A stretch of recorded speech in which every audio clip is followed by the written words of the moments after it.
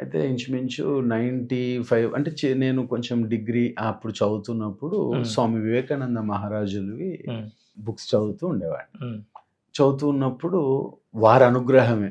మరి ఉత్తమ శిష్యులు ఏం చేస్తారు? వారి గురువు గారి దగ్గర తీసుకుపోతారు.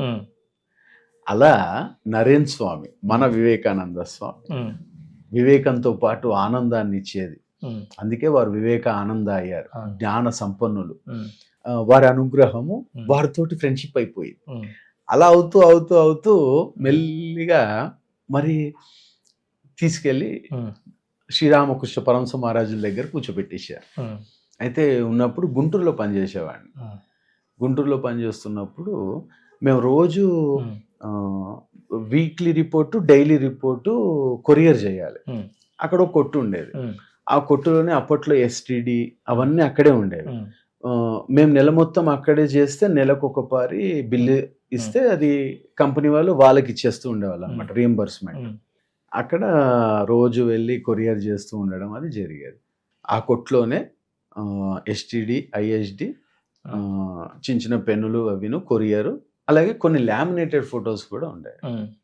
అప్పుడు ఈ అటక పైన ఒక షీట్ ఉంది. అది కొంచెం బల్లకు పైన వచ్చి ఉంది. అది అంతగా ఎవరు గమనించాక నేను 1.5-2 నెలలు అయి ఉంటుంది. ఆ తర్వాత సడన్ గా ఒక రోజు ఈ బిల్లు ఇలా రాస్తూ ఏదో ఇలా చూస్తే ఇట్లా పైకి వచ్చింది.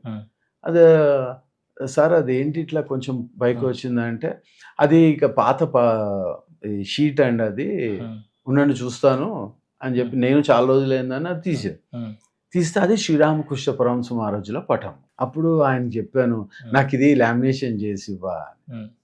అట్లా శ్రీరామకృష్ణ పరమహంస మహారాజులు లామినేషన్ చేసి ఆయన హైదరాబాద్ మన ఇంటికి వచ్చేయడం జరిగింది.